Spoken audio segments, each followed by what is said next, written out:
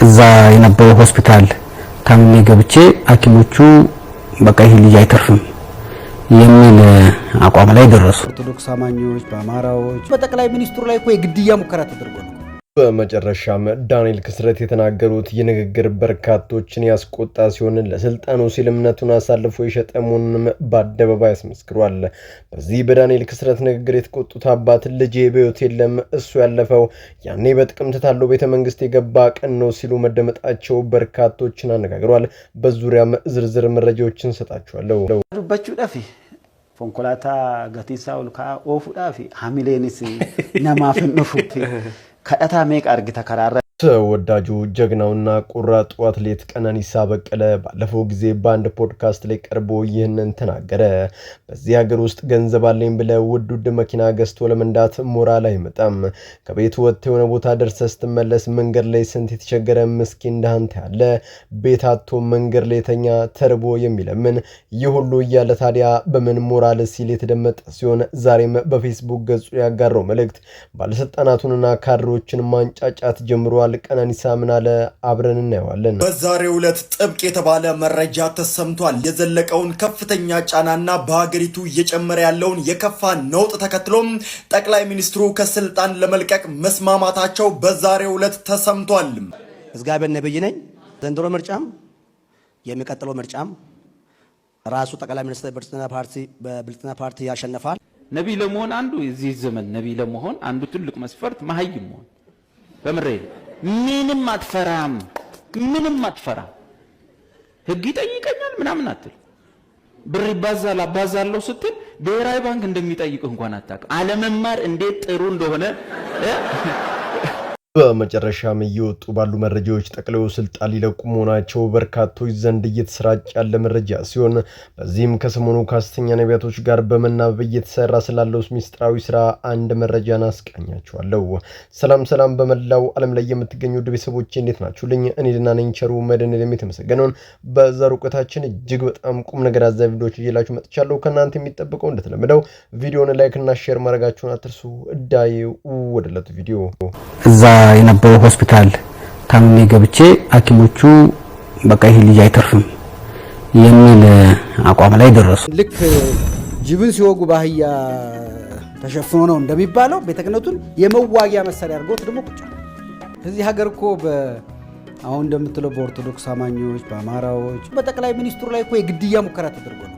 ዳንኤል ክስረት በንግግሩ በኢሳት ጠቅለውን የሚጠላው ባለማተብና አማራው ነው ሲል መናገሩ በርካቶችን አስቆጥቷል። በዚህም ንግግሩ ውስጣቸው ደግሞ ከግራቸው ስራ አስቀምጠው ከልጅነቱ በደስ ያስተማሩት የኔታ ያ የምወደው ሊቁ ዳንኤል ዛሬ በሕይወት የለም ሲሉ የተናገሩት ነገር የበርካቶችን ትኩረት ስቧል። የኔታም ቀጥነው ዳንኤልን አሳድጌዋለሁ አስተምሬዋለሁ፣ ነገር ግን በመጨረሻው ለቤተ ክርስቲያን በሚያስፈልጋ ሰዓት ልክ እንደ ይሁዳ ታሎ እምነቱን በ30 ዲናር ባነሰ ዋጋ ለስልጣኑ ሸጣት ሲሉ የተናገሩ ሲሆን የዳንኤል ክስረት ምን ያክል አባቶችን ተስፋ እንዳስቆረጠም አንዱ ማሳያ ሆኖ ተወስዷል። ብዙዎች እንደሚሉት ዳንኤል ክብረት እንደ ግለሰብ ቢኖርም እንደ እውነቱ ተሟጋችና እንደ ቤተ ክርስቲያን ልጅነቱ ግን በቤተ መንግስቱ በገባበት ቅጽበት ሞቷል። በብሩ የነገስታትን ግፍ ሞግት የነበረው ያ ድፍረቱ ዛሬ በስልጣን ማር ታሽጎ ድምጽ አልባ ሆኗል።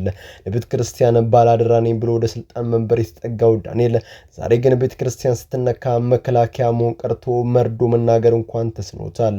በአርሲ ኦርቶዶክሲያን በገዛ ቤታቸውና በገዛ ቀያቸው በተጠቂዎች ህይወታቸው ሲቀጠፍ እናቶች በድንጋይ ሲጨፈለቁ ዳንኤል ክብረት አንድም ቃል አልተነፈሰም። ይዝምተው ደግሞ በድርጊቱ መስማማቱን ወይን ስልጣኑን ላለማጣት የከፈለው የክህደቱ ዋጋ 30 ብር እንደመረጠው እንደ ይሁዳ ዳንኤልም የቤተ መንግስቱ ምቾት መርጦ ወንድሞቹ እናቶቹ በደም ሲታጠቡ አይኑን ጨፍኗል። ዳንኤል ክብረት ዛሬ ያለው ሚና ምንድነው? የቤተ ክርስቲያን ድምጽ ወይንስ የመንግስት ሽፋን? ምዕመናን በታላቅ ተስፋ የጠብቁት የነበረው ያ ብዕር ዛሬ ዞሮ በገዛ ወገኖቹ በሚያሳድዱ አካላት ላይ አንዳችም ወቀሳ አያወርድም። የስልጣን ፍቅር እንዲህ እምነትን የሚያስክድ ለንጹሃን ደም ደንታ ቢስ የሚያደርግ ከሆነ የታሪክ ተወቃሽነቱ ከማንም በላይ በዳንኤል ላይ ይበረታል። ዱባቹ ዳፊ ታ ጋቲሳ ኡልካ ኦፉ ዳፊ ሐሚሌንስ ነማፍን ኑፉ ኩጊሴ ደቡ ዳፊ ከዳታ ሜቅ አርግተ ከራረት ቀነኒሳ በቀለ ቀነኒ ኬኛ ባለም አደባባይ የኢትዮጵያን ባንዲራ ከፍ ያደረገ ጀግናችን ነው። ነገር ግን በግል ሕይወቱ የሚመራበት መርህ ከሀብቱ በላይ ይገዝፋል። በአንድ ወቅት ከቤት ወጥተህ ስትመለስ ስንት ቤት አጥቶ መንገድ ላይ ተኛ፣ የሚበላን አጥቶ የሚለምን ወገን እያየ በምን ሞራል ቅንጡ መኪና ትነዳለህ ሲል የጠየቀው ጥያቄ ዛሬም ድረስ የብዙዎችን ሕሊና የሚሞግት ነው። የንግግር ቀነኒሳ ከዝናው በስተጀርባ ያለውን የዜጎችን ስቃይ በትክክል እንደሚረዳው ትልቁ ማሳያ ነው። ዛሬ ደግሞ ቀነኒሳ በፌስቡክ ገጹ ላይ የኢትዮጵያን ውበት የሚያሳይ ቪዲዮ አጋርቷል። ነገር ግን ውበቱን ብቻ አላደነቀም፣ ከውበቱ ጀርባ ያለውን የህዝቡን መምና ቁስልም ጠቅሷል። ሀገራችን ውብ ናት፣ ህዝባችን ግን ታሟል የሚል ይዘት ያለው መልእክቱ በህዝብ ስም የሚምሉና የሚገዘቱ ነገር ግን የዜጎችን ስቃይ መመልከት የተሳናቸውን ባለስልጣናት ክፉኛ አንጫጭቷቸዋል።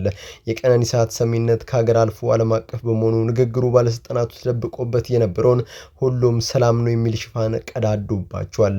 ቀነኒሳ የፖለቲካ ሰው አይደለም፣ ነገር ግን የህሊና ሰው ነው። እንደ ዳንኤል ክብረት ቤተ መንግስት ገብቶ ዝምታን አልመረጠም። እንደ ሽመልስ አብዲሳን ከፋፍለ ግዛን አላወጀም። ይልቁንም የታሰሩትን የሃይማኖት አባቶች፣ በሳውዲ ሞት የተፈረደባቸውን ወጣቶች እንዲሁም በመተከል የሚፈሰውን ደም ሁሉም የኢትዮጵያ ቁስሎች መሆናቸውን በሚያመለክት መልኩ የህዝቡን ስቃይ ደግሞታል። የጀግናው ድምጽ ለባለስልጣናቱ መርዶ፣ ለህዝቡ ግን ትልቅ አለኝታ ሆኗል። ጀግና ማለት ሜዳሊያ አሸንፎ ሜዳሊያ የሚያመጣ ብቻ አይደለም። ህዝቡ ሲያዝን አብሮ የሚያዝን፣ ህዝቡ ሲርበው የራሱ የቅንጦት ኑሮ የሚመራው ነው። ቀነኒሳ በቀለ ዛሬም በድጋሚ የታሪክ ጀግና መሆኑን አሳይቷል። ባለስልጣናት የቀነኒሳን ንግግር ሰምተው ከመንጫጫት ይልቅ ህዝቡን ቁስል ለመጠገን ቢሰሩ ይሻላል። እውነት ትመነምናለች እንጂ መቼም አጠፋም። ክብር ለህዝብ ድምጽ ለሆኑ ጀግኖቻችን። በዛሬው ዕለት ጥብቅ የተባለ መረጃ ተሰምቷል። ለሳምንታት የዘለቀውን ከፍተኛ ጫናና በሀገሪቱ እየጨመረ ያለውን የከፋ ነውጥ ተከትሎም ጠቅላይ ሚኒስትሩ ከስልጣን ለመልቀቅ መስማማታቸው በዛሬው ዕለት ተሰምቷል። የዘንድሮ ምርጫ የሚቀጥለው ምርጫ ጠቅላይ ሚኒስትር አብይ አህመድ ያሸንፋል። ጨብጨቡ። እግዚአብሔር ስም መነገድን ስራ ያደረጉ በቃሉ ላይ የተዘባበቱ እንዲሁም የምስኪን መበለቶችን መቀነት በመፍታት የራሳቸውን ትልቅ ኢምፔር የሚገነቡ የዘመናችን ሐሰተኛ ነቢያት ምርጫ ከመድረሱ አስቀድሞ ከወዲሁ ጠጠር ማቀበላቸውን ቀጥሏል። የእግዚአብሔር መንግስት ቀርባለች፣ ንስሐ ግቡ ከማለት ይልቅ ብልጽግና ዘንድሮና ቀጣይ ዓመት ምርጫን ያሸንፋል በማለት ፖለቲካ ውስጥ ተዘፍቀዋል። ለምን ይህን አሉ? መረጃውን ልስጣችሁ። ጠቅላዩ ከስልጣን እንደ ኃይለማርያም ደሳለኝ ሰላም ሽተው መልቀቅ ያስገብቷል የሚለው ነገር ሳጣራ ነበር። እሱም የማይታሰብ የቁም ቅዠት ነው ወዳጆቼ። ቀጥሎ ስለዚህ ሐሰተኛ ነብይ ጥቂት ልበላችሁ። እውነት ለመናገር በዘመናችን ያሉ የሐሰተኛ ነቢያቶች ስኬት በጸሎት ሳይሆን በብልጽግናው ፖለቲካዊ ከለላ የታጀበ ነው። ብሔራዊ ባንክ ገንዘብ እናባዛለን የሚሉትን እነዚህን ግለሰቦች ለምን ዝም አላቸው? ምስኪኑ ህዝብ ደካማ ጎኑ ተይዞ ያለውን ጥሪት ለነቢያቱ ኪስ ሲያስረክብ ህግ የት ነበረ? ተራው ዜጋ በሚሊዮን የሚቆጠር ገንዘብ ይዞ ቢንቀሳቀስ የሚጠየቀው ህግ ነቢያቱ በህዝብ መከላከያ ሰራዊት ታጅቦና በቅንጦት መኪና ተቆናጠው ሲዘርፉ ለምን አይናቸውን ጨፈኑ? እውነቱ አንድ ነው። የነዚህ ግለሰቦች በነጻነት መንቀሳቀስ የብልጽግናው ፖለቲካ ከለላ ስለሆነ ብቻ ነው። እንደ ጥፋታቸው ቢሆንማ ኖሮ ዛሬ ቦታቸው መድረክ ሳይሆን ወህኒ ቤት ነበር። ዛሬ ታዲያ የጠቅላዩ ስልጣን መቀጠል የነቢያቱ የሥራ ዘመን ማራዘም ይሆናል። ለዚያም ነው መድረኮቻቸውን ከወንጌል ቃል ይልቅ በፖለቲካ ትንባይ የተሞሉት። ስለ ፍቅርና ስለ መንግስት ሰማያት መስበክን ትተው ማን ያሸንፋል፣ ማን ይሾማል በሚል የስልጣን ናፋቂነት ላይም ተጠምዷል። ታሪኮች ያየናቸው በአንድ ክር የተያዙ ሲሆን እነዚህ ነቢያቶች ቤተክርስቲያንን ሲዘርፉ፣ አባቶች ላይ ብዙ ነገሮችን ሲናገሩ ዝም ተብሏል። እውነቱን ፈጣሪ አምላክ መጨረሻ ላይ ያወጣል። የመጨረሻው መልእክቴ ነው። በመላው ዓለም ላይ የምትገኙ ቤተሰቦቼ ለዛሬ እናንተን ያስተምራሉ፣ ይጠቅማሉ፣ መረጃ ምናሉ ብዬ ያሰብኳቸው ቪዲዮዎች በዚህ መልኩ አቀረብኩላችሁ። በቀጣይ በሌሎች አስተማሪ ቪዲዮዎች እንገናኛለን። ለዚህ ቻናል አዲስ ከሆናችሁ ምን ጠበቃችሁ ነው? መለስ እያላችሁ ሰብስክራይብ፣ ላይክ፣ ሼር ማድረጋችሁና ተሱ ባላችሁበት ወጥቶ ለኩስ ይንካችሁ። በሰላም በቸር በጤና ቆዩልኝ። ይመቻችሁ።